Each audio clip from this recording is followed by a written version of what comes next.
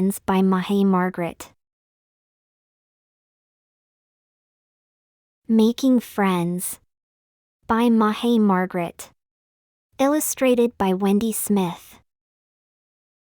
Mrs. DeVere was a very little woman living in a big house with a fine view of the Mermaid Fountain in front of the Opera House.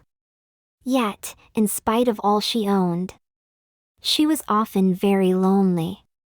Every day she left her big apartment, walked past the Ecstasy Dance Studio, waited for the lights to change by the dog obedience school, then crossed the road into the park.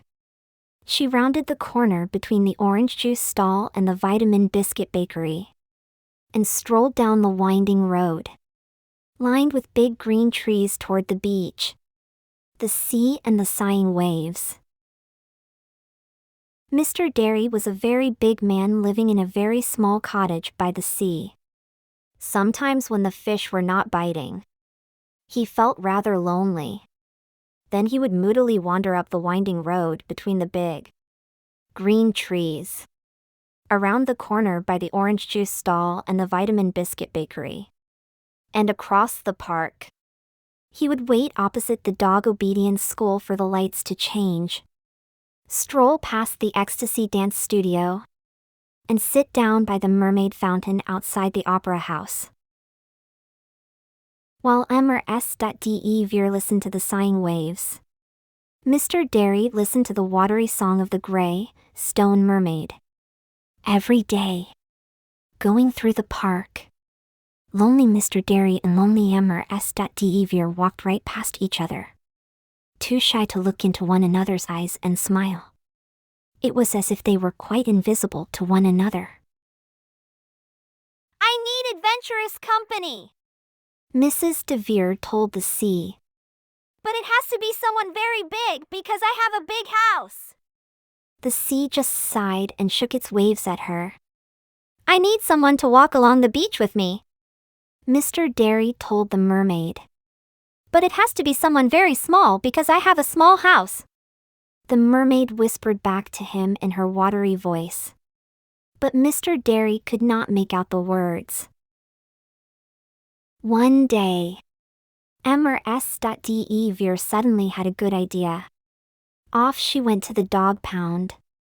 There she saw nothing but shaggy dogs, baggy dogs, soppy dogs, floppy dogs, strong dogs, long dogs, harmonious dogs, and dogs that sang out of tune. It was very difficult to choose. In the end, she chose a huge, hairy dog called Titania. Titania looked like a small haystack moving around on lolloping paws. Had Mrs. looked at the man standing next to her, she might have recognized him. It was Mr. Derry.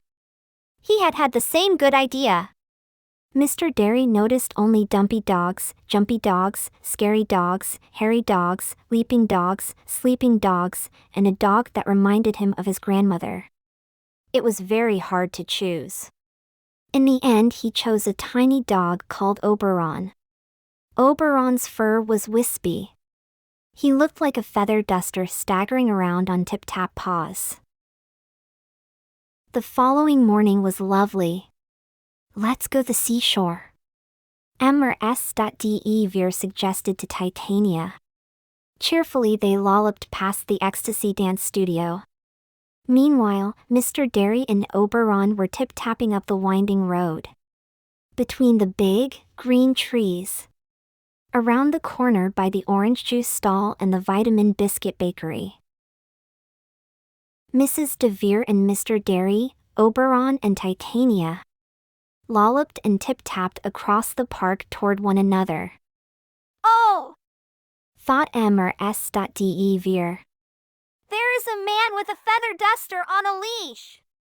"Oh!" muttered Mr. Derry to Oberon. "Look at that woman promenading with a small haystack." But dogs always recognize other dogs. Oberon put his ears forward and barked. Titania barked and put her ears forward. Then they ran wildly toward one another.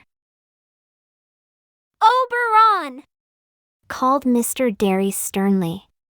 "Titania!" shouted Mrs.Dever.